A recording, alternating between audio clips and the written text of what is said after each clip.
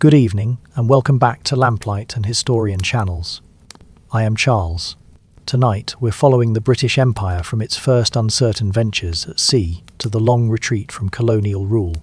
If you enjoy slow, thoughtful history like this, please take a moment to like and subscribe. It helps more than you might think. Not as a parade of victories, and not as a list of red patches on an old map.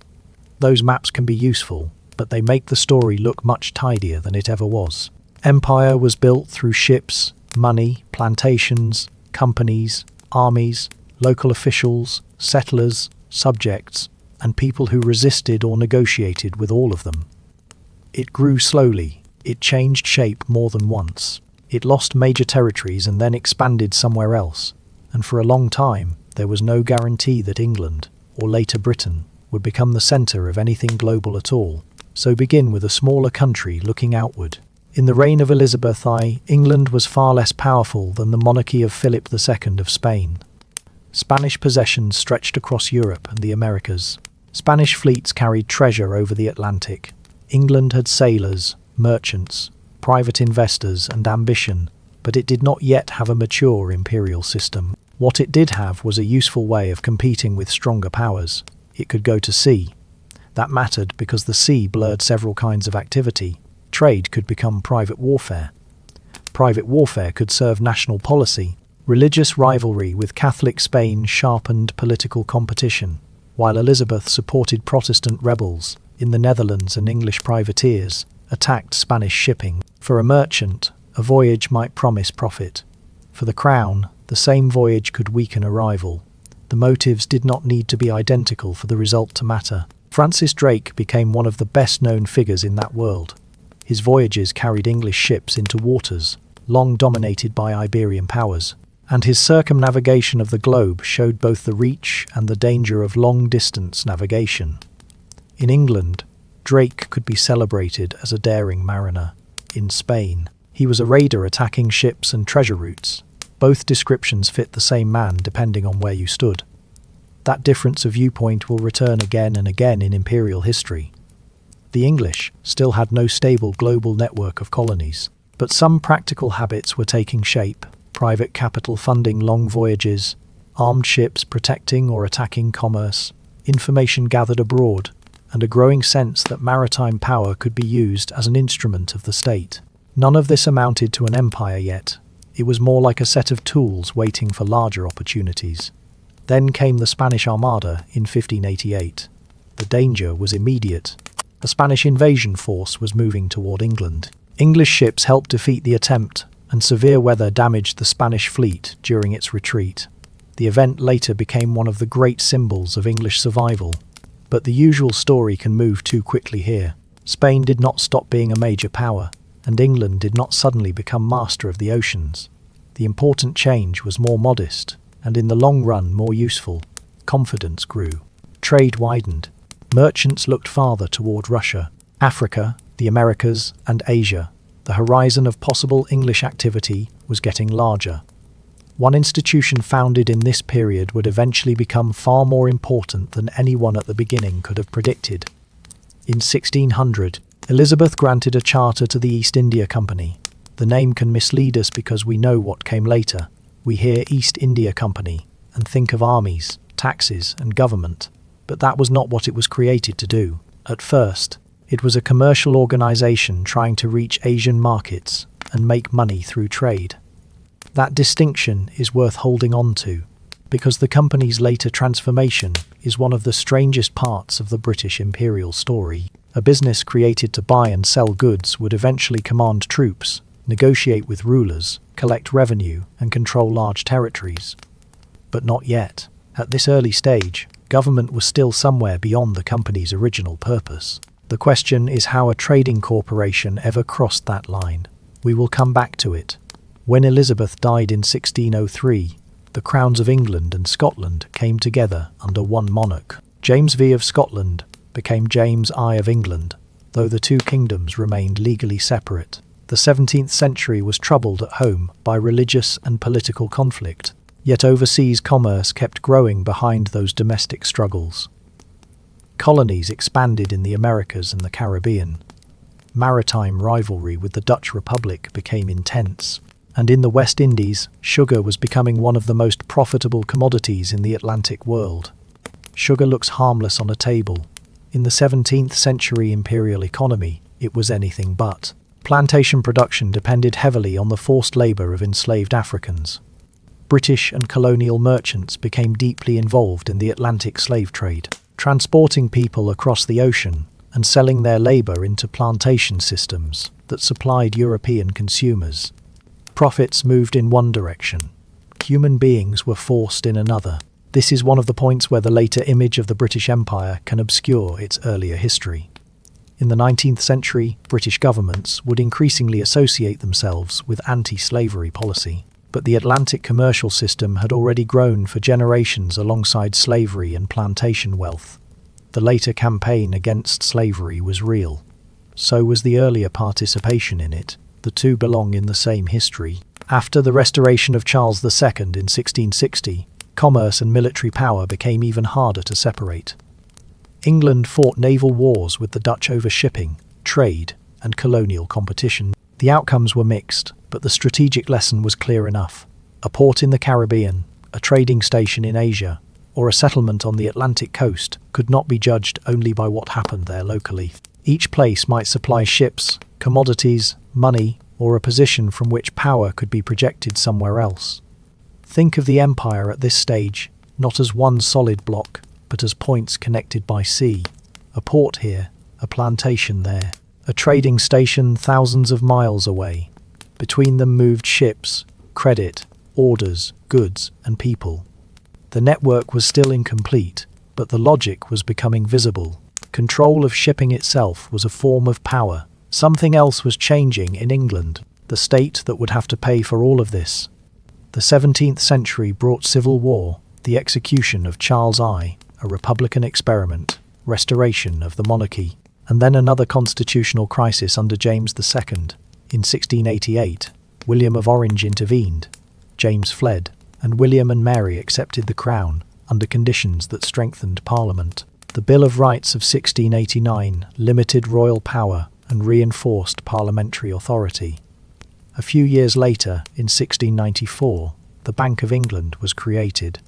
That may sound like a detail from financial history. Far from ships and colonies in practice, it belongs close to the centre of the imperial story. Overseas war was expensive. Fleets had to be built, repaired and supplied. Sailors and soldiers had to be paid. Forts needed maintenance. Campaigns could continue for years before anyone knew what they would finally achieve. So ask a simple question: what good is a powerful navy if the government cannot keep paying for it? Britain's developing system of taxation, borrowing, public credit, parliamentary government, and private commerce gave it an important advantage. Guns mattered, ships mattered. But the quieter machinery of accounts and loans helped keep those guns supplied, and those ships at sea. Imperial power was becoming financial as well as naval. In 1707, another change gave that overseas expansion a new political name. England and Scotland were formally united by the Act of Union, creating the Kingdom of Great Britain. The Scottish Parliament was dissolved. Scottish representatives entered the Parliament at Westminster, and Scottish merchants gained wider access to English colonial markets. In later generations, Scots would become prominent in imperial trade, medicine, administration, military service and settlement. Expansion was now increasingly British rather than simply English. The new state almost immediately found itself in the same old problem. War. During the War of the Spanish Succession, Britain fought with allies against France and Spain. The Duke of Marlborough won major victories on the European continent. While British naval power continued to grow, the Treaty of Utrecht in 1713 brought important gains, including Gibraltar and commercial advantages. Gibraltar, positioned at the entrance to the Mediterranean, would become valuable for reasons that went far beyond the small size of the territory itself. That is another pattern worth noticing. Empires often value places not because they are large, but because of where they sit. A harbour, a strait, an island, or a route can matter more strategically than a huge inland territory. Britain was learning to think in those terms. European wars were increasingly tied to shipping lanes, trade access, and overseas advantage. The political system at home continued to evolve after Queen Anne's death in 1714. The crown passed to the House of Hanover.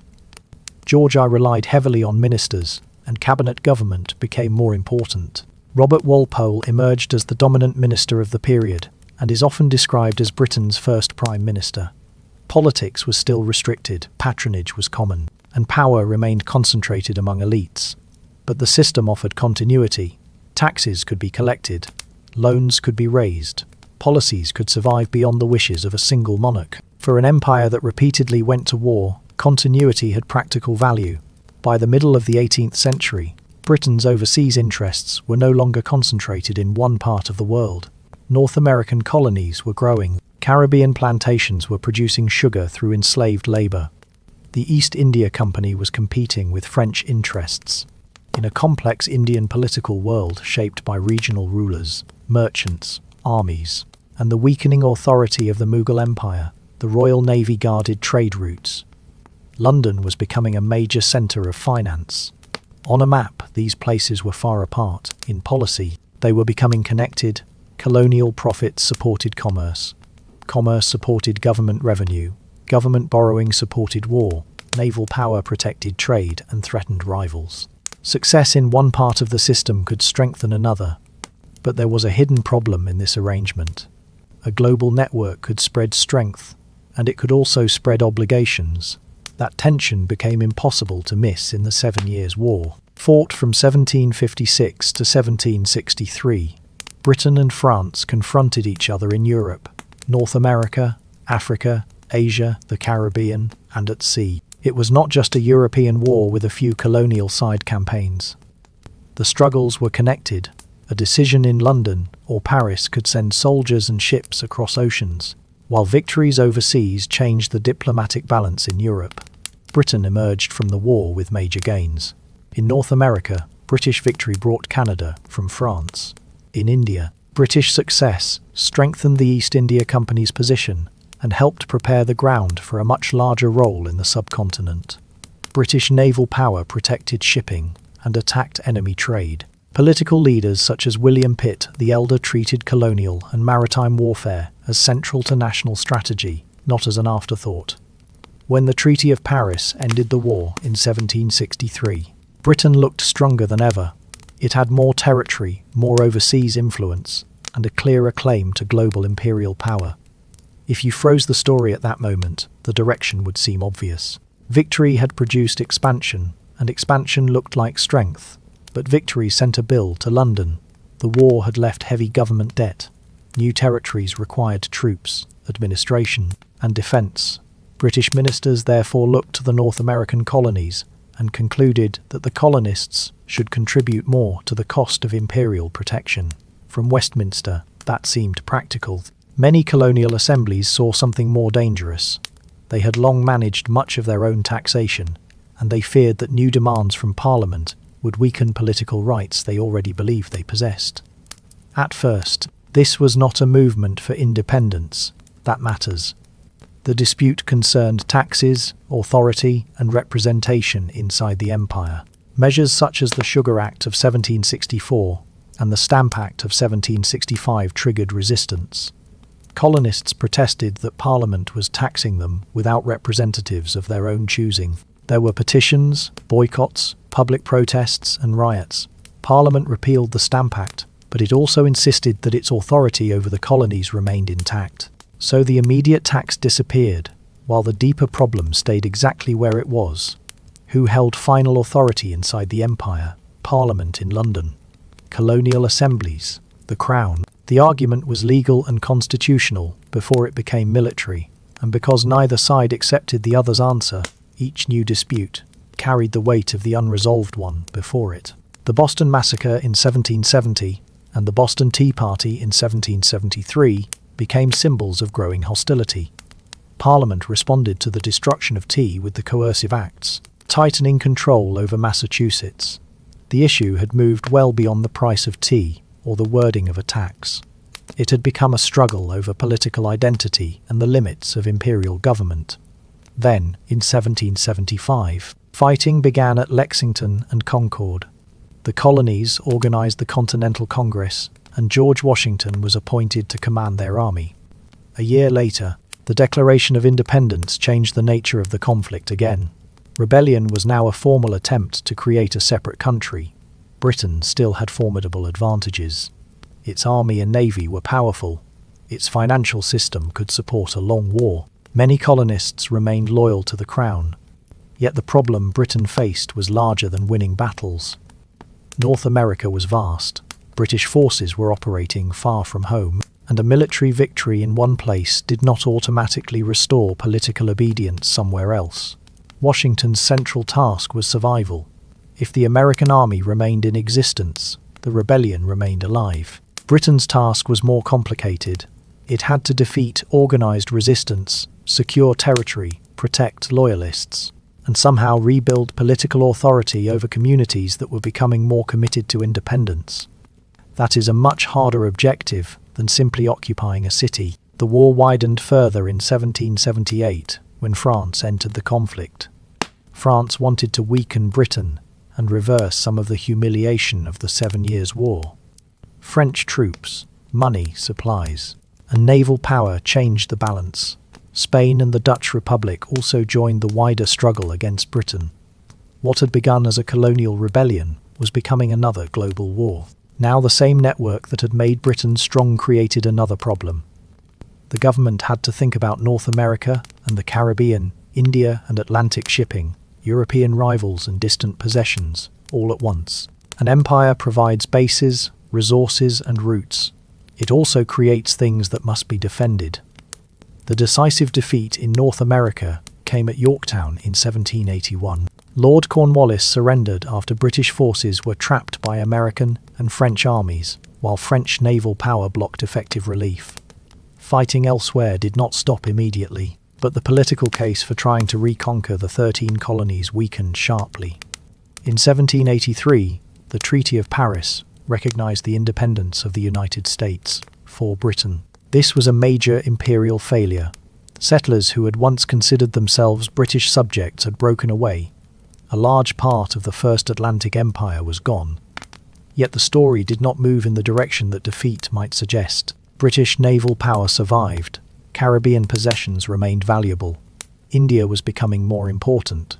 Australia would soon develop as another area of settlement. The empire had lost one center of gravity, and it began to find another.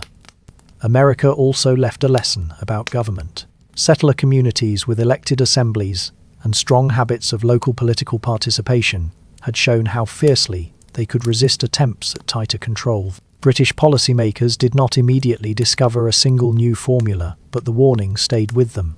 Later, as Canada, Australia and other settler societies developed, the question would be different from the one that had been asked before 1776. How much local self-government could Britain allow without breaking the imperial connection completely? And while that political question remained open, another transformation was gathering speed at home. Factories, coal, steam power, new machinery, and faster transport were changing the British economy. The empire that followed the loss of America would have more than ships and plantations behind it. It would increasingly have industrial production, global finance, and technologies capable of shrinking distance. The Industrial Revolution is often told through inventions, and the inventions do matter. Agricultural changes increased productivity, even as enclosure and rural displacement pushed some families toward towns. In textiles, the flying shuttle, spinning jenny, water frame, and spinning mule changed the speed and scale of production. Coal supplied energy. Iron production expanded. James Watt's improvements to the steam engine gave factories and mines a new source of power. But for the imperial story, the important question is not simply what each machine did. It is what happened when all of these changes began to reinforce one another. More goods could be produced, more materials were needed, more markets were useful. Roads and canals improved movement, and then railways altered the rhythm of transport again. The Liverpool and Manchester Railway, opened in 1830, became one sign of a society learning to move people and goods at a speed earlier generations had not known. You can almost see the change by following a single commodity through the system. Raw material arrives by ship. Finance in London helps move it. A factory turns it into a manufactured product. Railways carry goods to another port. Ships take them back into overseas markets. The details varied from one trade to another, but the larger connection was becoming harder to miss. Industrial Britain and overseas commerce were feeding each other. That did not mean every colonial economy existed simply to supply British factories, and the relationships differed sharply from place to place, but materials such as cotton, sugar, wool, tea, and later minerals moved through global networks in which British merchants, manufacturers, and financiers played major roles. British manufactured goods moved outward in return. The Royal Navy guarded routes and commercial interests. London finance helped support the movement of goods and credit. Empire was becoming more deeply entangled with industrial capitalism. The transformation was dramatic, but it was not clean or uniformly prosperous. Industrial towns grew faster than housing, and sanitation could easily manage. Overcrowding, pollution, disease, and dangerous work became part of urban life. Men, women, and children spent long hours in factories and mines. Reformers pushed for limits on child labour, better safety, and regulation of working hours. Trade unions slowly developed. A larger middle class of merchants, factory owners, engineers, and professionals gained influence. Britain became more productive and wealthier, but the gains were distributed unevenly. The same period also forced a reckoning with one of the foundations of the earlier Atlantic economy. Britain had been deeply involved in the slave trade and in plantation slavery. By the late 18th and early 19th centuries, abolitionist campaigning was challenging that system with growing force. Parliament abolished the British slave trade in 1807. In 1833, slavery itself was abolished across most of the British Empire. Those dates can sound like a neat moral turning point. The reality is less tidy. The law changed, and that mattered enormously. It did not erase wealth already accumulated through slavery, nor did it erase the experience of the people who had been enslaved or the structures that plantation societies had built around forced labour. Later British governments would take pride in anti-slavery policy, including naval efforts against the slave trade. That later role existed beside, not instead of, the earlier British participation in the same Atlantic system. So by the 19th century, several stories were running at once. Britain was becoming the workshop of an industrial economy. Steam, finance, factories, shipping, and naval power widened its commercial reach. At the same time, imperial rule still rested on unequal political relationships, and in many places on conquest or dispossession. Supporters spoke about improvement and progress. Critics pointed to coercion and exploitation. Nowhere were those contradictions more concentrated than in India. Return for a moment to the East India Company. It had begun in 1600 as a trading corporation. 2 centuries later, that description was no longer enough. During the 18th and early 19th centuries, the company extended its influence through alliances, wars, and annexations. The weakening of Mughal authority created opportunities, but it would be a mistake to imagine British power simply moving into an empty space. India contained regional states, established systems of taxation, wealthy merchants, military forces, local elites, and long-standing political institutions. The British presence was also much smaller numerically than the scale of later rule can make it seem. Company officials depended on Indian revenue, they depended on Indian soldiers, they depended on local administrators and intermediaries, they made arrangements with Indian rulers. In other words, the company expanded British power, but it did so through a political world it did not create and could not operate without. This is where the company story becomes difficult to fit into familiar categories. Was it a business? Yes. Was it a government? Increasingly, yes. It collected taxes, maintained armies, made treaties, and imposed legal or administrative decisions across territories under its control. Decisions affecting millions of people could be shaped by a corporation whose origins lay in commercial investment and whose directors were linked to shareholders in Britain. That is a remarkable change in function, and it raises a simple question that the earlier charter could never have answered. When a company can tax, fight wars, and make law, where does commerce end and government begin? The answer, in practice, was that the boundary had become very hard to see. Company revenues helped pay for administration and military operations.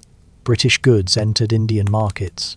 Indian commodities remained part of international trade. Over time, English language education, legal changes, railways, and telegraph lines altered the way parts of the subcontinent were connected and governed. Some of those systems would outlast British rule, but they were introduced within a colonial order whose priorities included imperial authority and commercial connection. That difference of purpose matters. A railway can be useful to a farmer, a merchant, a passenger, and an army at the same time. A telegraph can carry family news, business information, and government orders. Infrastructure does not have only one meaning. Under empire, however, the state had particular reasons for valuing speed. Faster movement meant faster administration. It also meant soldiers could be moved more quickly when authority was challenged. Company rule generated many different kinds of grievance. Rulers had lost territory or influence. Soldiers could object to pay, service conditions, or policies they believed threatened established customs. Landholders, peasants, artisans, religious communities, and displaced elites did not experience British rule in the same way. That variety is important because the crisis of 1857 cannot be reduced to one complaint shared by everyone. In 1857, discontent erupted into the Great Uprising known by several names, including the Indian Rebellion and the Sepoy Mutiny. It began among Indian soldiers in company service and drew strength from wider grievances. Rebel forces seized important centres and challenged British authority across much of northern and central India. The fighting was bitter and violence was severe on all sides. For a government based so heavily on local soldiers and local cooperation, the shock was profound. The company had expanded in part because Indian troops served in its armies. Now soldiers within that system had become part of a rebellion against it. The same structure that had helped British power grow had exposed one of its deepest vulnerabilities. British forces eventually suppressed the uprising, but victory did not restore the old arrangement. The East India Company was abolished, and in 1858, India passed under direct crown rule. A corporation that had begun by seeking trade had reached the end of its political life as an imperial government. The change in administration was real. India would now be governed in the name of the British monarch, rather than under the authority of a chartered company. Supervision became more formal. Officials were still dependent on Indian administrators, soldiers, and institutions, but the British state took clearer responsibility for the system. What did not change was the basic imbalance of power. Indians remained subjects of an imperial government whose highest decisions were not under their control. Crown rule could present itself as more stable or responsible than company rule, but the central political question remained: who had the right to decide? India's importance to Britain continued to grow. It was one of the empire's largest territories, a major source of soldiers and revenue, and a central point in strategy across Asia and the Indian Ocean. The routes between Britain and India affected policy toward the Mediterranean and the Middle East, and would later increase the importance of the Suez Canal. Indian troops served in imperial wars far beyond the subcontinent. This is another place where the image of a small group of Britons governing a huge empire can be misleading. British power was never supplied by Britain alone.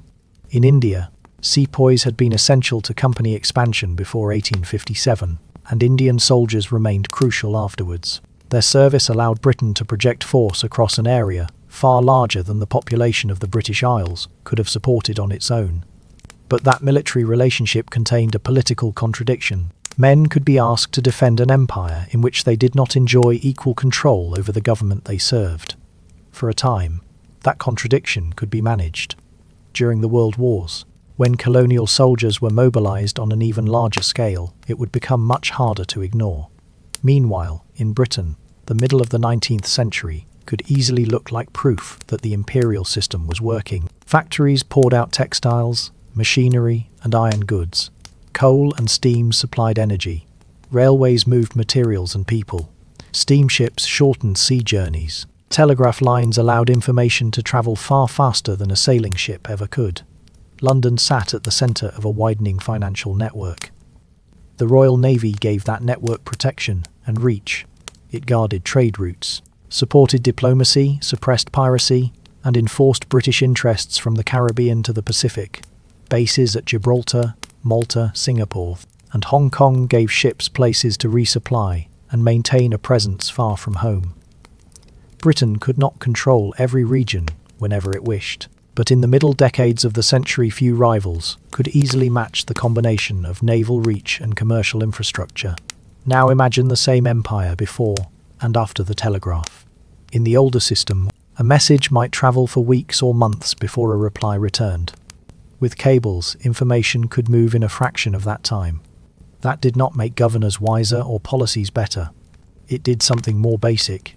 It changed how quickly the centre could know, decide, and react. Railways did something similar on land. They carried passengers and crops. They connected ports with inland regions. They helped commerce. They also moved troops. The same line that made a market easier to reach could make an imperial response to unrest faster. The technology itself was not one thing. Its meaning depended on who was using it and for what purpose. The confidence behind this system was displayed publicly at the Great Exhibition of 1851 in London's Crystal Palace. Manufactured goods, machinery, materials, and products from Britain and the wider imperial world were brought together under one roof. To many visitors, the exhibition made a powerful argument without needing a speech. Here were industry, trade, technology, and empire presented as parts of the same modern achievement. It was an impressive image. It was also incomplete. For a visitor, the arrangement could make the imperial economy feel almost self-explanatory. Materials arrived from different parts of the world. British factories displayed what machinery could do with them. Trade linked the two. But an exhibition naturally shows finished objects better than political relationships. A machine can sit in a display. A chain of authority cannot. The same is true of the labour, taxation, military protection, and local negotiation that allowed goods to move through the system in the first place. This is useful to remember whenever the empire appears most orderly. The visible result was often a ship in harbour, a product in a shop, a railway on a map, or a ceremony in London. Behind it sat a much less visible set of decisions about who controlled land, who collected revenue, who supplied labour, who enforced rules, and who had the right to object. The polished surface and the political machinery belonged to the same system, even when only one of them was on display. The exhibition could show machinery and products. It could not show, in the same easy way, the unequal political relationships behind many of the flows of goods and resources. It could not reduce the experiences of India, the Caribbean, Canada, Australia, New Zealand, or African societies to a single story of progress. That gap between imperial display and lived experience would widen as the century went on. During Queen Victoria's long reign, British possessions expanded across Africa, Asia, and the Pacific. Victoria became a symbol of continuity, and in 1877 she was proclaimed Empress of India. The title reflected India's special place in imperial strategy and imagination. At the same time, a language of justification became more prominent. Empire was described through civilization, Christianity, education, law, medicine, engineering, and material improvement. Missionaries established schools and spread Christianity. Administrators spoke about efficient government. Engineers built railways and telegraph systems. Doctors and reformers introduced forms of Western medicine and public health. Some people in colonized societies used or welcomed parts of these institutions. Others saw them as intrusive, unequal, or closely tied to foreign rule. The same railway can explain the problem. To a merchant, it can mean access to a market, to a passenger, movement, to an official, administration, to an army, mobility, to a community whose political choices are being made elsewhere. It may also represent the reach of an outside state. None of these meanings cancels the others. That is why imperial history resists simple labels. Africa became another region of growing British attention. Earlier British involvement had been concentrated heavily on coastal trade, including the slave trade before abolition. In the 19th century, commercial interest shifted toward products, such as palm oil, ivory, and later minerals. Missionaries and explorers travelled farther inland. Figures such as David Livingstone and Richard Burton became famous in Britain, feeding public curiosity about regions that many people at home knew only through reports, lectures, maps, and newspapers. But the map was not empty before British interest reached inland. African societies had rulers, armies, trade systems, rivalries, and political goals of their own. British expansion brought negotiation in some places and armed resistance in others. From London, the language of a civilizing mission could make imperial intervention sound benevolent. For communities losing land or political independence, the same event could look completely different. That difference in viewpoint is not a side note. It is one of the main ways to understand how the empire could be defended sincerely by some people and resisted just as sincerely by others. They were not always looking at the same consequences. The Caribbean carried another version of that problem. Emancipation ended the legal status of slavery, but it did not wipe away plantation economies or the social inequalities built around them. Sugar production continued for overseas markets. Free labor replaced slavery in law, yet working conditions and economic relations could remain harsh. Across the region, formerly enslaved people and their descendants built families, churches, businesses, schools, and political communities while living with the long effects of plantation rule. Canada, by contrast, moved toward greater self-government. Britain had retained Canada after the American Revolution, and settler communities gradually gained more control over domestic affairs. In 1867, Canada became a self-governing dominion. It remained connected to the Crown, but the political relationship was no longer the same as direct colonial rule. Here, the lesson of the American Revolution reappeared in altered form. London did not need to decide every local issue to preserve an imperial connection. Greater autonomy could sometimes make the relationship more durable, not less. That solution, however, was not offered equally across the empire. Australia and New Zealand also developed as settler colonies. Australia's early history included penal transportation, followed by migration and gold rushes that brought rapid population and economic growth. New Zealand also attracted increasing numbers of British settlers. For settlers, these societies could become places of opportunity and self-government. For indigenous peoples, the same expansion meant something very different. Aboriginal Australians and Maori communities faced loss of land, disruption of older social structures, and political marginalisation. So by the later 19th century, one British Empire contained several very different political systems. India was under Crown rule. Canada had substantial self-government. Australia and New Zealand were moving along settler, colonial paths. Caribbean colonies carried the long legacy of plantation slavery.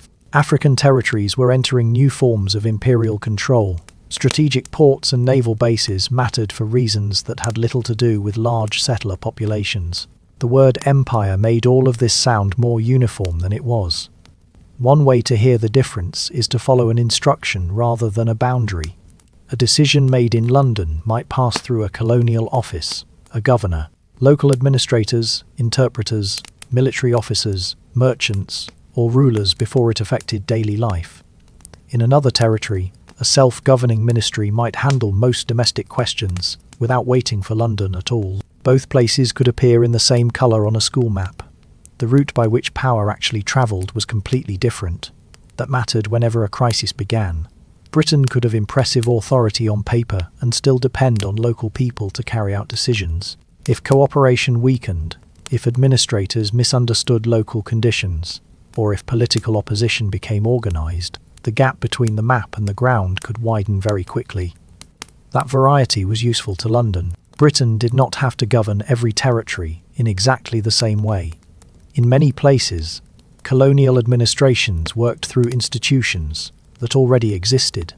Local elites might cooperate when cooperation protected their interests. Civil servants, interpreters, soldiers, merchants, landholders, and other intermediaries performed much of the practical work of administration. This is easy to forget when looking at a map coloured as though authority flowed evenly from the centre. In many territories, the number of British officials was small. Orders from London still mattered, sometimes decisively, But those orders had to be interpreted, translated, enforced, negotiated, and adapted on the ground. Without local participation, whether willing, reluctant, or coerced, the system could not have covered such large populations. Flexibility helped the empire expand. It also created uncomfortable comparisons. Settler communities could gain representative institutions, while colonial subjects elsewhere remained under much tighter control. A policy tolerated in one territory could provoke resistance in another.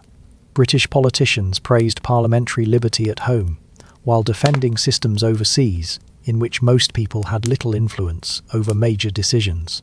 As schools expanded and newspapers, railways and telegraphs connected more people, those contradictions became easier to see. The empire had built networks to move information and strengthen administration. Critics could use the same networks. A newspaper could carry an official announcement, then carry an argument against the policy. A railway could move a governor or a soldier, and it could also move organizers and supporters. Better connection did not automatically produce stronger control. For people in Britain, meanwhile, empire was not only something happening in distant government offices, it appeared in ordinary life. Tea became a daily habit. Cotton textiles were worn across social classes. Sugar, once a luxury, became widely consumed. Shops carried goods from far beyond Europe. Newspapers reported imperial wars and exploration. Families sent sons abroad as soldiers, administrators, missionaries, engineers, and merchants. Wealth made overseas sometimes returned as investments, houses, and social influence. A person could therefore live an entirely domestic life and still be surrounded by imperial connections. A cup of tea, a length of cotton, a newspaper report, a relative serving abroad. None of these required the consumer to understand the whole system behind them. Empire could become familiar precisely because much of it arrived in ordinary forms. Public opinion was never completely united behind it. Some politicians, writers, missionaries, and humanitarian organizations described British power as a way to spread Christianity, education, law, public health, or moral reform. The campaign against slavery strengthened that language. Britain could increasingly present itself as a power that opposed practices it considered unjust. Others asked less flattering questions. What did a colony cost to defend? Who benefited from its trade? What happened when British commercial interests conflicted with local interests? By what right did Parliament or colonial officials govern societies far from Britain? These debates appeared in Parliament and the press, alongside arguments about free trade, protection, military commitments, and colonial responsibility. There was rarely one motive behind imperial policy. A territory might matter because of trade, because of a naval route, because officials feared a rival power would take it, or because several of those concerns overlapped. Missionaries, merchants, soldiers, and administrators could operate in the same region for very different reasons. The public language of empire often made those motives sound more coherent than they really were. The maps did the same thing visually. Territories shaded in one color suggested one continuous system. The familiar phrase that the sun never set on the British Empire captured its reach. Somewhere among its possessions, it was always daytime, but the color could not tell you whether a place was a dominion, a crown colony, a naval base, or a territory governed through local authorities. It could not show how much cooperation British officials relied upon, and it certainly could not show how willingly or unwillingly people accepted British rule. By the later 19th century, the scale was extraordinary. Britain's navy remained formidable. London was a major financial centre. Industry still supported global trade, though competitors were catching up. India supplied troops and revenue. Settler dominions developed growing economies and strong links to Britain. Colonial territories provided commodities, markets, and strategic positions. From a distance, the whole system could look almost permanent. Up close, it looked expensive. Sea routes required protection. Naval bases needed supplies. Frontiers had to be watched. A local crisis could demand troops and money. Faster communications helped ministers learn about problems sooner, but they did not guarantee that officials in London understood the circumstances that had produced them. Sometimes a message arrived quickly, and the understanding arrived much more slowly. Every new possession therefore added something to British power and something to Britain's list of obligations. The empire could move resources across enormous distances, but it also had to defend those distances. The very scale that impressed visitors to maps and exhibitions created a burden that was easy to underestimate during peaceful years. There was another change beyond the empire itself. Germany and the United States were growing as industrial and military powers. Britain could no longer assume that the economic lead built during the Industrial Revolution would last forever. Other states expanded their navies, competed for markets, and pursued overseas interests. The 19th century combination of naval superiority, industrial strength, and financial influence was still powerful, but it was no longer uncontested. Inside the empire, political expectations were changing too. Settler dominions wanted greater autonomy. Educated colonial subjects asked why political principles praised in Britain should have such limited application overseas. Resistance was not always armed. It could take the form of petitions, newspapers, associations, public meetings, demands for reform, or organized political movements. This created a quiet reversal. Institutions designed partly to strengthen imperial administration could help produce more effective imperial criticism. Schools created educated readers and future officials, but also future political opponents. English could serve the administration and also provide a language through which critics addressed Britain and one another. Railways and telegraphs tightened imperial control and made wider political organization easier. The problem was not that British ideas of law or liberty were meaningless. It was that colonial subjects could take those ideas seriously. A government proud of legal standards could be judged by them. A political culture that celebrated representation could be asked why representation stopped at particular boundaries. Soldiers who served the crown could ask what recognition service should bring. Settler governments that received self-rule could become examples to people elsewhere, even when officials insisted that the same arrangement was unsuitable for them. Queen Victoria died in 1901. Later memory would often make her reign the great age of imperial confidence. And there was good reason for that image. Britain still possessed an immense empire. The navy was powerful. London's financial influence reached across the world. Imperial ceremonies and maps suggested durability. Yet almost every source of later strain was already visible. Rival states were growing stronger. Defense was becoming more expensive. Colonial nationalism was developing. The dominions were acquiring identities and political interests of their own, and the language Britain used to justify its political system was becoming harder to reconcile with unequal rule overseas. So the 20th century began with a paradox. Britain had more global reach than ever before, and more things that could go wrong at once. Ports, routes, garrisons, colonial governments, shipping lanes, and commercial networks all depended on a wider balance of power. In the years before the First World War, the Royal Navy remained central to British strategy. London finance still had immense reach. The Empire could supply soldiers, raw materials, bases, and markets. But Europe was becoming more dangerous. Germany had developed rapidly as an industrial and military power and was challenging Britain in trade and naval construction. Alliances divided the continent. Political crises became harder to contain. The imperial network that had been built through centuries of overseas competition was now tied closely to a European system, capable of pulling it into a war on a scale no previous imperial conflict had matched. In June 1914, Archduke Franz Ferdinand was assassinated at Sarajevo. The crisis that followed moved through alliances and ultimatums. Austria, Hungary confronted Serbia. The conflict widened.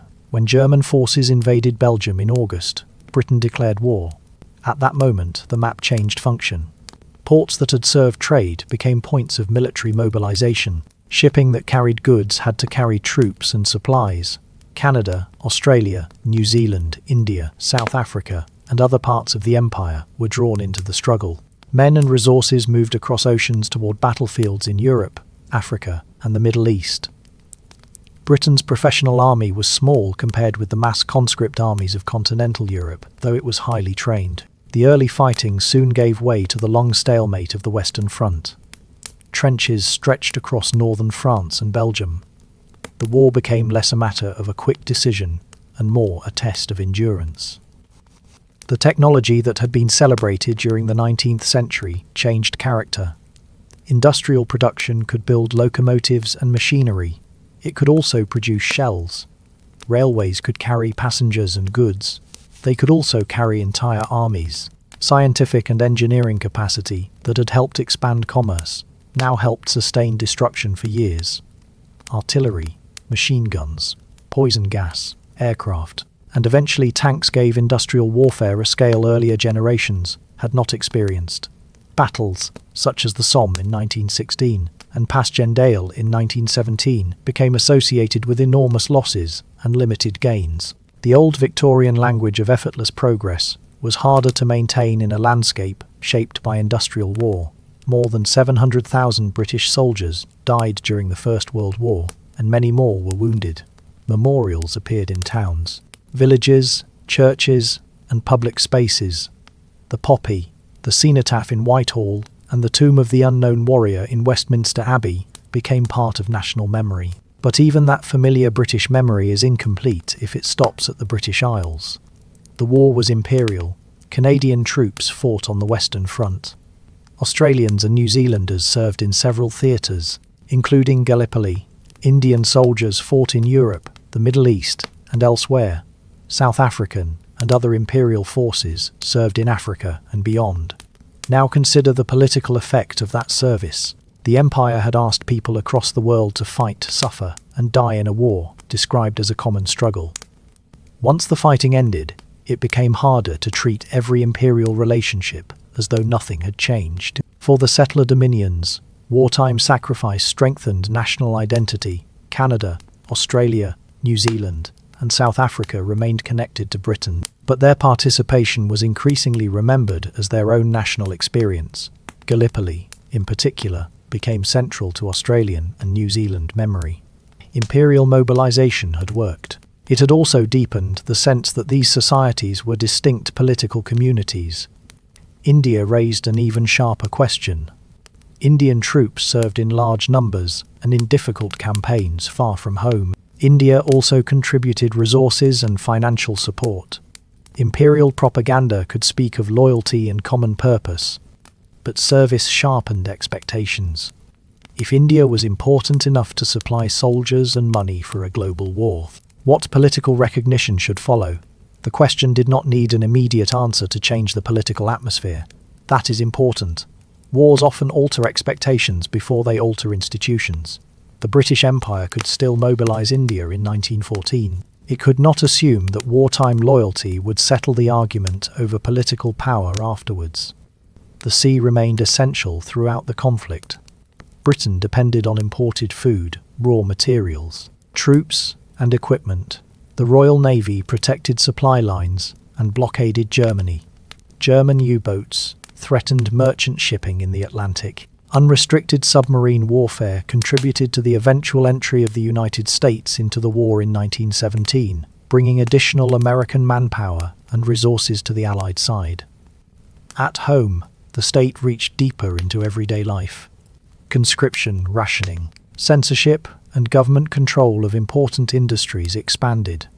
Women entered factories, offices, farms, transport, and other occupations in large numbers. The war accelerated changes already underway and strengthened the campaign for women's political rights. In 1918, voting rights were extended to many women, though full equality came later. By the autumn of 1918, exhaustion had spread across Europe. Germany's final offensive in the spring failed. Allied counterattacks, supported by fresh American forces, pushed German armies back. On the 11th of November 1918, the armistice ended the fighting on the Western Front. Britain had won. For people looking only at territory, the result could even seem to confirm the old pattern. War followed by a larger imperial map, but the resources behind that map had been spent at a frightening rate. A mandate added land on paper. It did not restore lost lives, erase debt, or make colonial political demands disappear. In that sense, the post-war empire was larger and more fragile at the same time. And in territorial terms, The empire became larger after the war. Former German colonies and territories taken from the Ottoman Empire came under British authority through the League of Nations mandate system.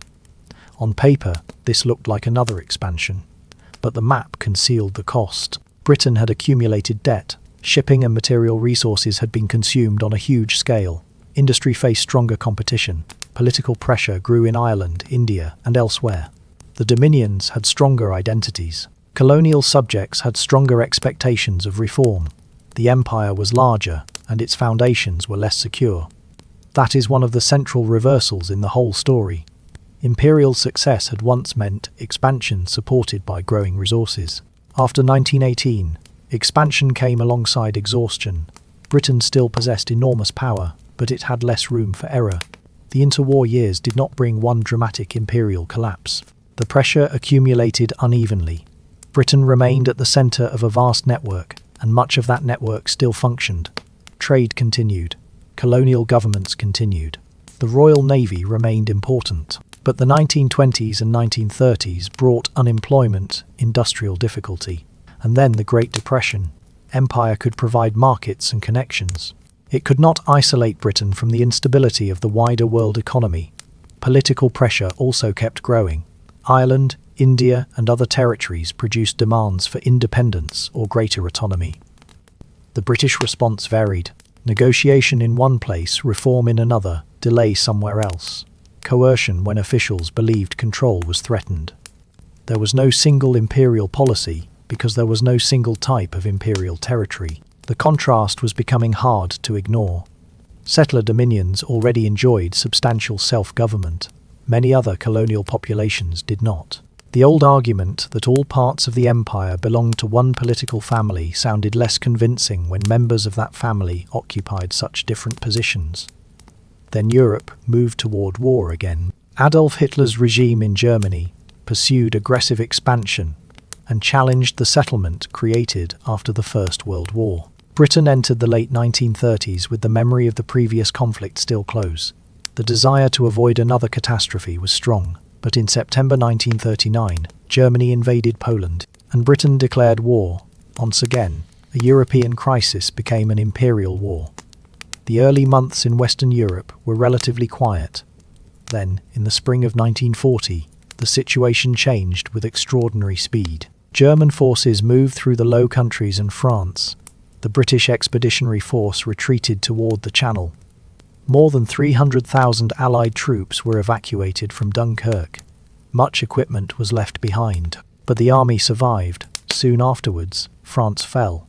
Britain faced a danger it had not experienced in the same form for generations. Winston Churchill became Prime Minister in May 1940. His speeches gave language to resistance at a moment when the military situation was bleak. During the summer, the Battle of Britain became a struggle for control of the skies. The Royal Air Force, supported by radar and an organised air defence system, prevented Germany from gaining the air superiority needed for invasion. Then came the Blitz. Beginning in September 1940, air raids struck London and other cities. Coventry, Liverpool, and major industrial centres suffered heavy damage. Daily life narrowed around blackout rules, air raid warnings, shelters, rationing, damaged homes, fire services, and civil defence. Later, memory often emphasised endurance, and endurance was real. So were fear, fatigue, grief, and unequal hardship. For the imperial story, however, the view from Britain is only part of the picture. The war effort depended on soldiers, sailors, workers, finance, and raw materials from far beyond the British Isles. Canadian, Australian, New Zealand, Indian, African, and other imperial forces served across several theatres. British survival was being supported by the global network the empire had spent centuries building. That network mattered in North Africa, where British and Commonwealth troops fought Italian and German forces. It mattered in the Atlantic, where naval and merchant crews struggled to keep supply routes open against U-boats. And after Japan entered the war in 1941, it mattered across Asia in ways that exposed serious weakness as well as strength. Singapore was one of the clearest examples. For years, the base had been treated as a central position in Britain's Asian defence system. In 1942, it fell. The surrender was a military defeat, but the effect went beyond the battlefield. European colonial rule had long depended partly on an image of superior military power. Japanese victories damaged that image. Even when territory was later recovered, the old assumption of invulnerability could not simply be restored. This is another moment where the map can mislead. A coloured territory may look securely held right up until the political and military conditions underneath it change.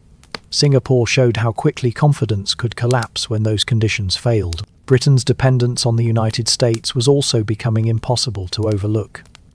American lease aid mattered even before the United States formally entered the war. After the attack on Pearl Harbor in December 1941, the United States joined the Allied coalition alongside Britain and the Soviet Union. That made eventual victory more likely.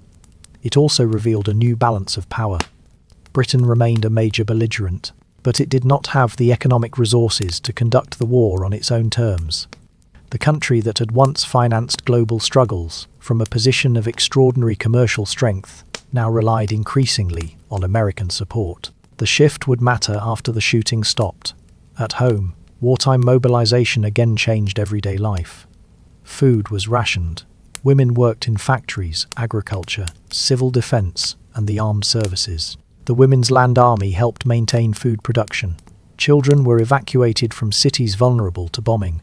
Almost every household encountered restrictions, shortages, military service, or the absence of family members. The war also encouraged people to think about what should follow it. That question was not confined to Britain. Across the empire, men and women were contributing to a conflict repeatedly described in the language of freedom and resistance to tyranny. The political implications were obvious, even if governments did not agree on what they should mean. India had provided enormous military support while nationalist pressure continued. African and Caribbean servicemen experienced shared military service alongside racial inequality. The empire was asking for sacrifice without offering equal political power. During peace, that contradiction might be postponed. During a total war framed as a defense of freedom, postponement became more difficult. By 1944, Allied forces were preparing to return to Western Europe. On the 6th of June, British, Canadian, American, and other Allied troops landed in Normandy. The campaign moved through France and the Low Countries and into Germany. Germany surrendered in May 1945. War against Japan continued until August, when the atomic bombings of Hiroshima and Nagasaki were followed by Japanese surrender. Britain had won again. But this victory did not feel like the triumph of 1763, and it did not restore the confidence of the Victorian high point. Cities had been damaged, industry was worn by years of total war. Government finances were under severe strain. Britain was heavily indebted to the United States and increasingly dependent on American support. Millions of people across the empire had contributed to victory, but many were no longer willing to accept a return to the political arrangements of 1939. The war therefore left two memories that sat uneasily beside each other. One was the memory of survival. Dunkirk, the Battle of Britain. The Blitz, North Africa, Normandy, and eventual victory. The other was a harder lesson about power. Britain had survived because it was part of a much larger coalition, and because the empire had supplied men and resources on a vast scale. Victory did not mean independence from those relationships. It proved dependence on them. Peace in 1945 brought relief, but it did not bring back the old imperial world. Britain had to rebuild cities, modernize industry, manage debt, and respond to public expectations after 6 years of sacrifice. Clement Attlee's Labour government, elected in 1945, turned much of its attention toward domestic reconstruction. The National Health Service was established in 1948, welfare provision expanded, and important industries were brought under public ownership. These reforms belong mainly to British domestic history, but they mattered to the imperial story because priorities were changing. Housing, employment, health, social security, and rebuilding all required money and political attention. An expensive global empire now competed directly with urgent demands at home. India was the clearest test. For generations, it had been treated as central to British strategy. Prestige, revenue, and military power. It had supplied soldiers and resources in both world wars. Yet Indian political demands had been growing for decades. By 1945, the old arrangement could not simply be resumed as though the war had been a temporary interruption. Consider what had changed at the same time. Britain was economically weaker. The international balance had shifted. Indian nationalism was stronger. The moral language of the war had raised expectations, and the practical cost of trying to hold a vast empire by force had become much harder to carry. None of these factors alone explains what followed.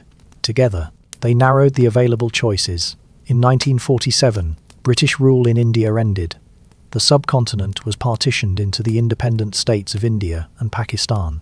Partition brought enormous upheaval and suffering. The full history belongs to India and Pakistan, but for the history of the British Empire, one fact stands out. The territory that had become central to 19th century imperial power was no longer governed from London. The transformation is striking when you place the beginning and end beside each other. The East India Company arrived as a trading corporation. It became a territorial power. After 1857, the British Crown took direct control. Then, less than a century later, that entire structure was dismantled. A system that had once looked permanent had turned out to be historical after all.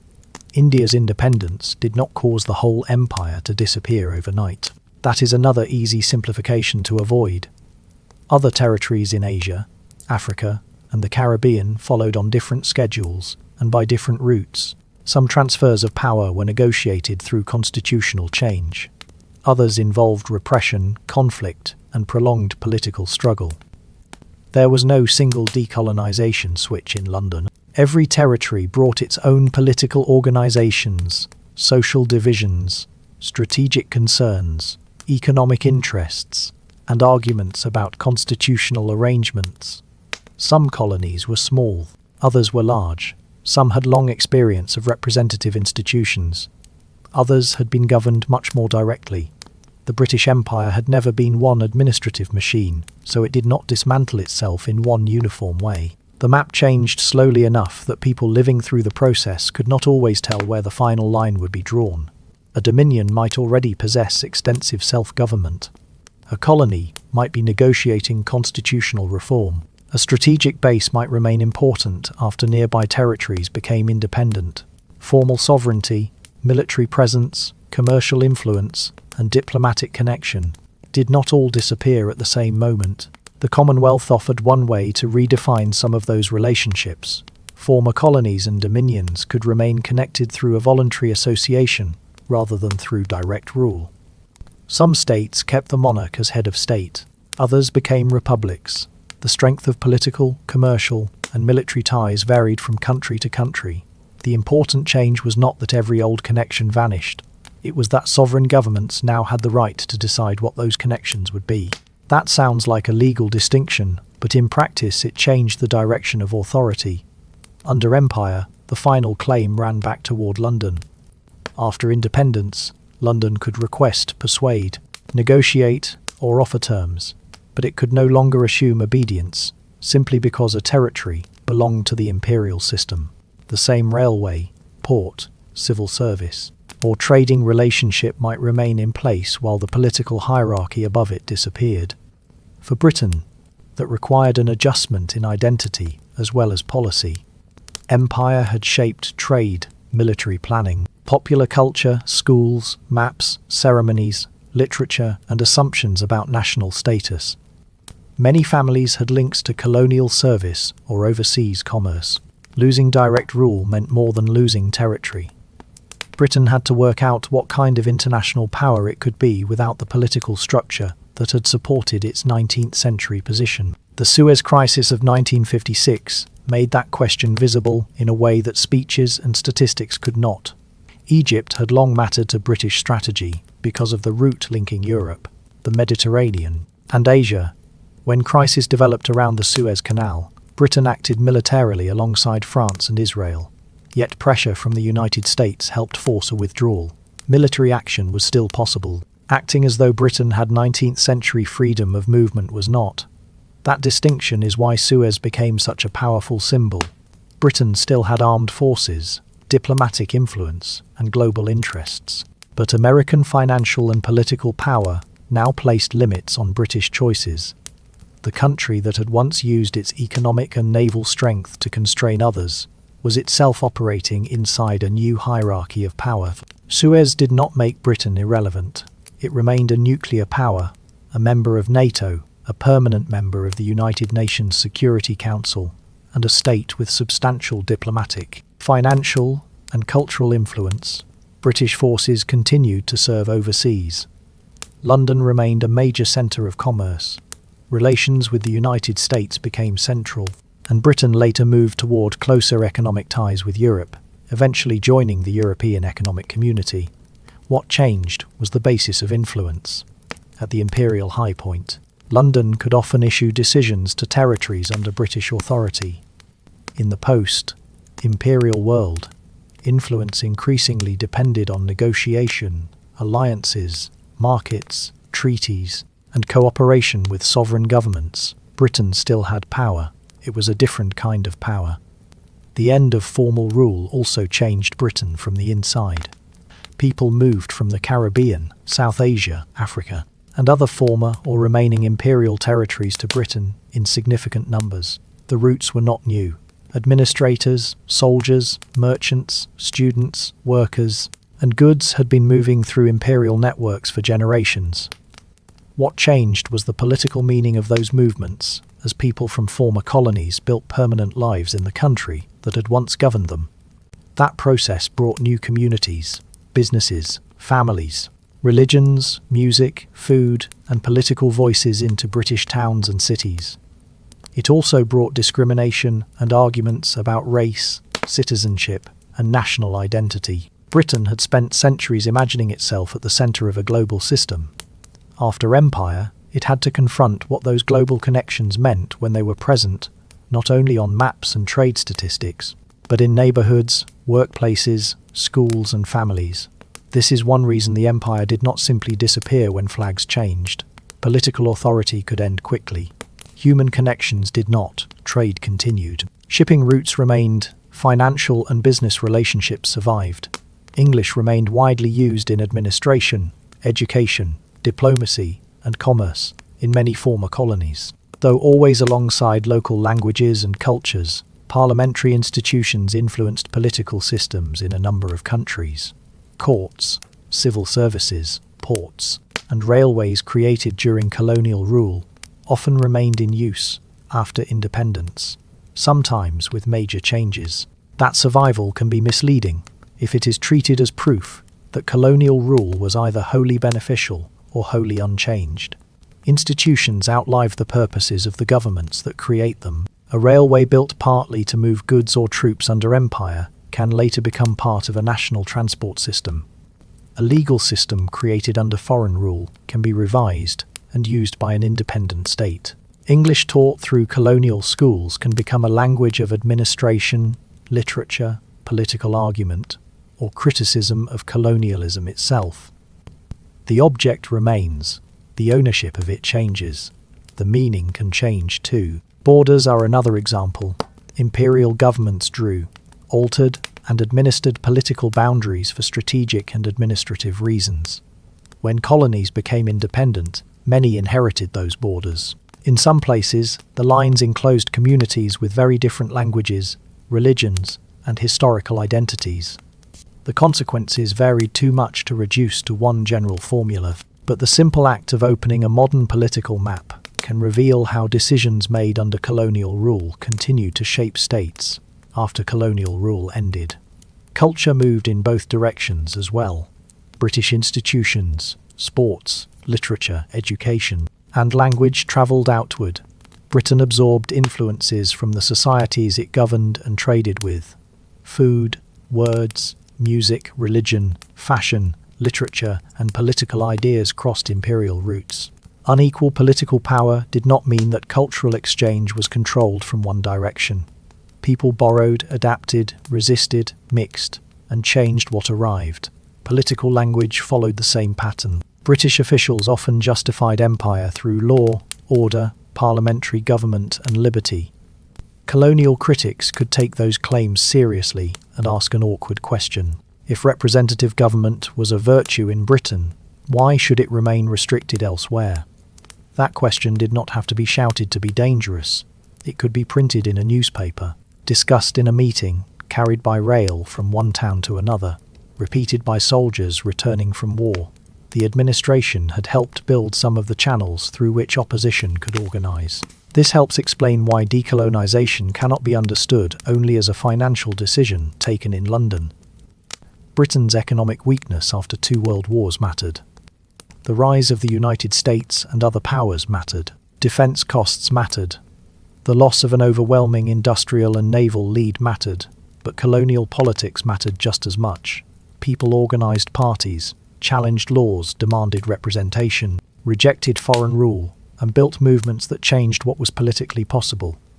Nor can the end of empire be described simply as Britain deciding, generously and peacefully, to grant independence. Some transfers of power were negotiated. Others followed long resistance, repression, or conflict. British governments sometimes accepted change and sometimes delayed it. What happened depended on the territory, the political organisations involved, the strategic value Britain placed on it, and the pressure local movements could exert. The same caution is useful when judging the empire's economic record.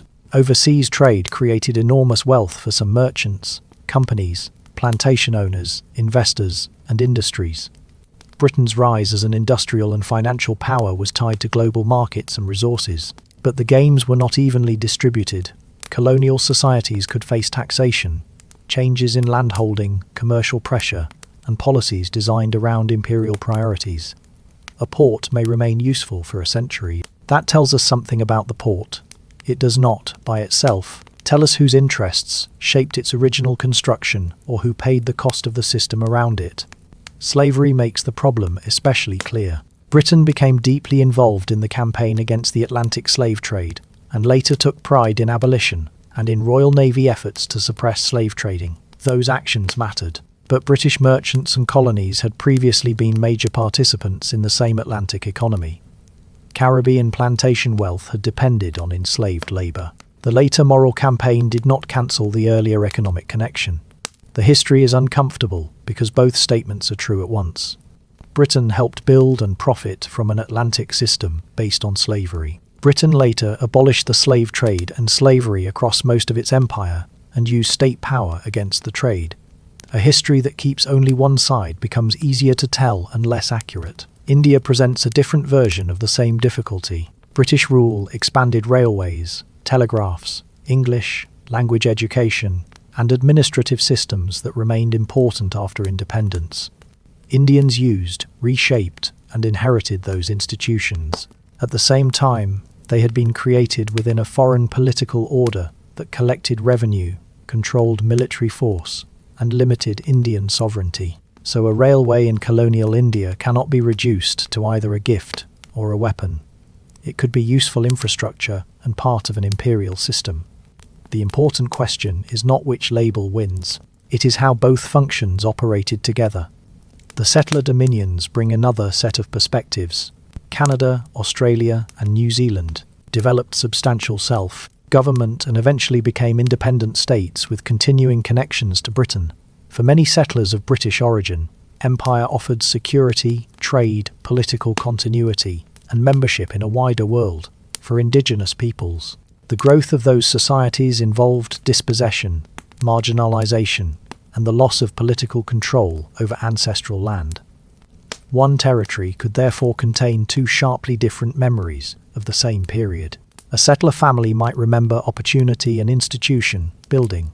An indigenous community might remember land loss and political exclusion. Neither memory can simply stand in for the other. Africa and the Caribbean add still more variation. Colonial governments, missionary institutions, export economies, and political boundaries left effects that survived independence. Some people used education obtained under imperial systems to build careers or political movements. Others encountered colonial rule through taxation, unequal labour, racial hierarchy, or officials they had not chosen. There was never one imperial experience from which one final judgment could be drawn. Memory in Britain changed as well.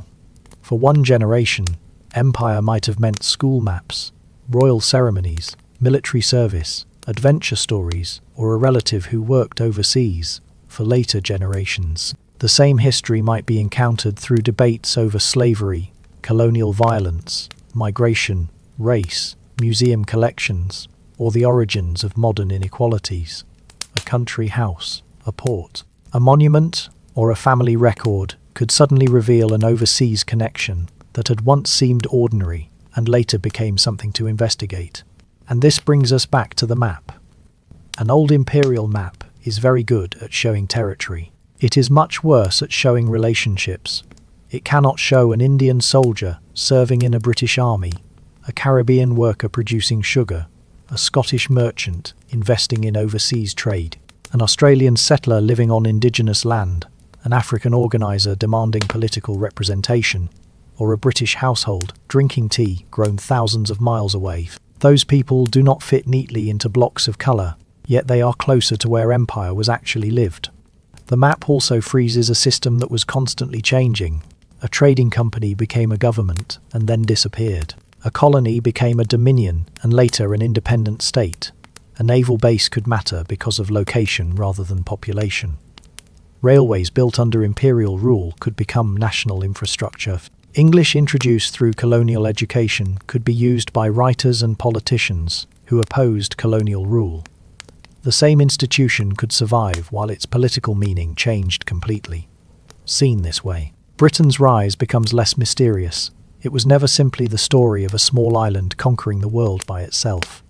British power relied on naval strength, finance, industrial capacity, and military force, but also on local soldiers, colonial revenue, merchants, administrators, rulers, workers, and intermediaries across the empire.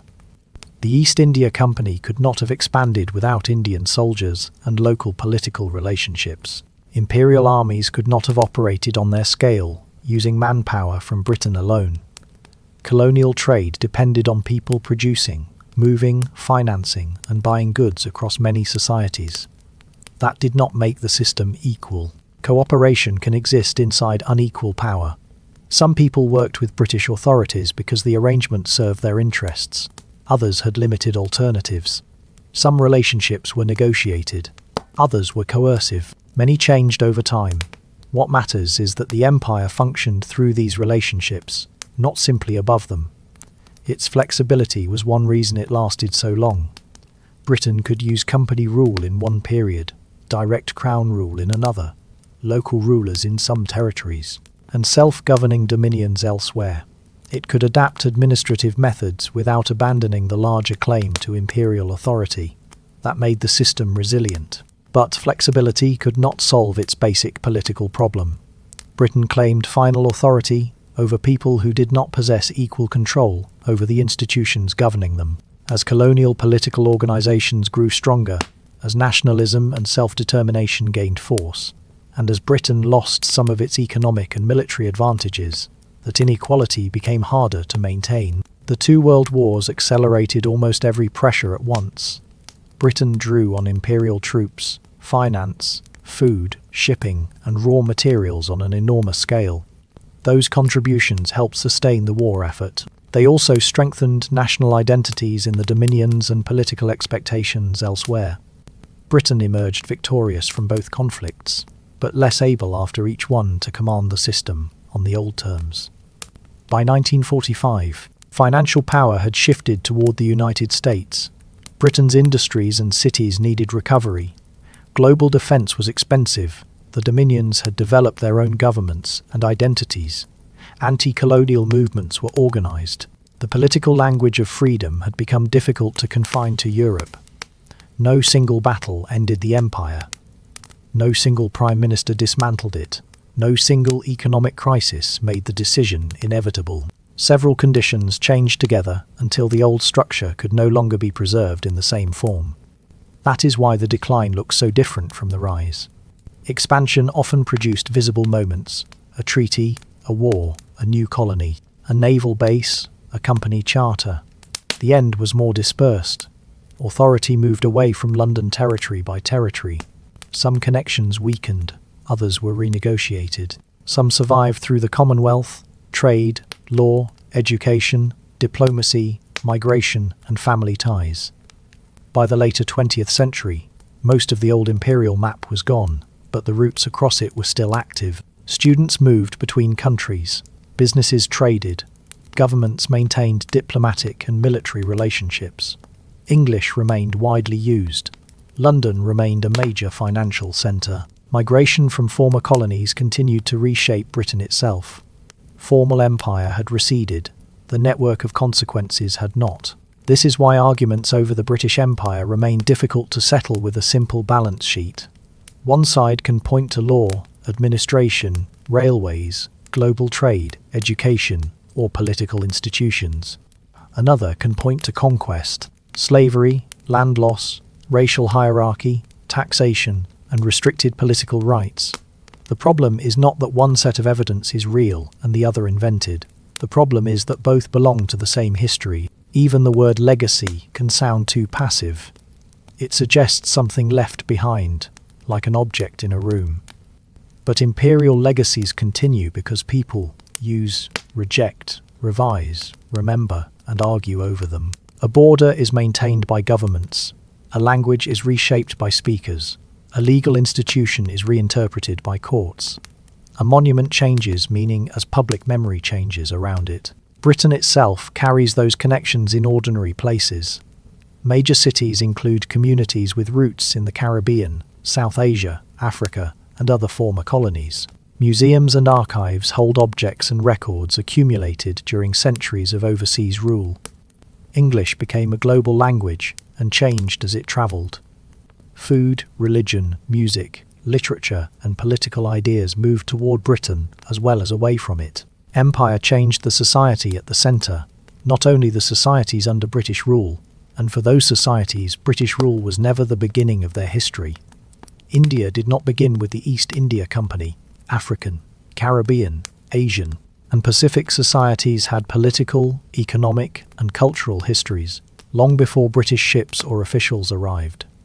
Colonial rule entered those histories, redirected them, and in some cases disrupted older systems. Independence did not erase what had happened, but it restored a basic political principle. Governments could set priorities without being subordinate to an imperial authority in London. So if we return to the question we began with, how did a relatively small group of islands build such a large empire? The answer is not one dramatic secret. Britain developed maritime power and a state capable of financing repeated wars. Merchants and chartered companies pushed into overseas trade. Plantation economies generated wealth through slavery. Industrialization increased production and transport capacity. The Royal Navy protected routes. London finance connected markets.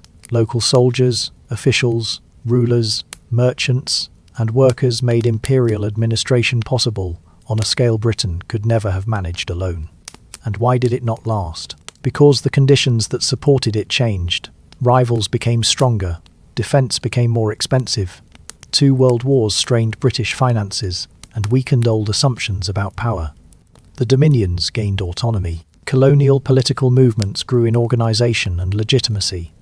People who were governed from London increasingly rejected the idea that foreign rule should continue indefinitely. The empire could change its methods many times.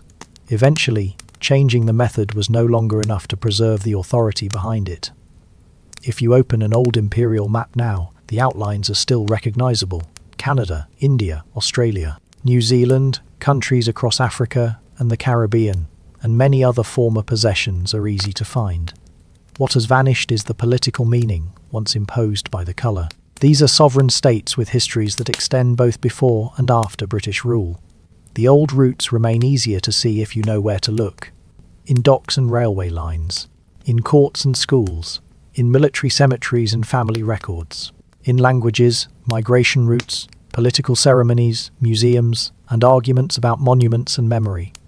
None of those things means the empire still exists. They mean that a system lasting for centuries left marks that did not disappear when formal rule ended, and perhaps that is the quietest way to understand the whole story. Empires are often represented by moments of spectacle, fleets at sea, ceremonies, wars, maps at their widest extent. But most imperial power was exercised through repeated, practical acts. A tax collected, an order transmitted, a ship supplied, a soldier recruited, a railway used, a local official persuaded or pressured to cooperate, a merchant extending credit, a government deciding that one distant port mattered enough to defend. For generations, those acts held together a system spread across the world. Then, gradually, the political conditions behind them changed. The orders carried less authority, the costs rose. Local cooperation could no longer be assumed. New governments claimed the right to make their own decisions. The map changed because the relationships underneath it had changed first. We began tonight with Elizabethan England looking out to sea, still far from being the centre of a global empire. We followed privateers and merchants, chartered companies and plantations, financial institutions and naval wars. We watched victory over France enlarge Britain's position, then saw that victory produced the debt and political crisis that helped cost Britain its American colonies. The empire turned toward India and the Pacific just as industrialization gave Britain new economic and technological power.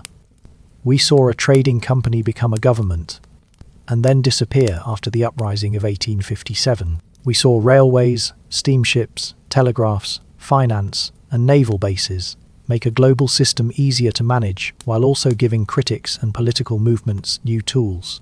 We saw settler dominions gain autonomy while other colonial subjects remained under unequal rule. We saw the empire reach extraordinary scale just as the burdens of that scale were growing. Then came 2 world wars. The empire supplied soldiers and resources on a vast scale, and Britain emerged on the winning side. Yet each victory weakened the old system in a different way. The dominions became more conscious of their own national identities.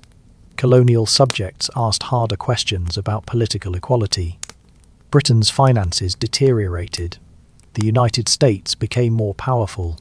By the time India became independent in 1947, the assumptions that had supported 19th century imperial rule had changed beyond repair.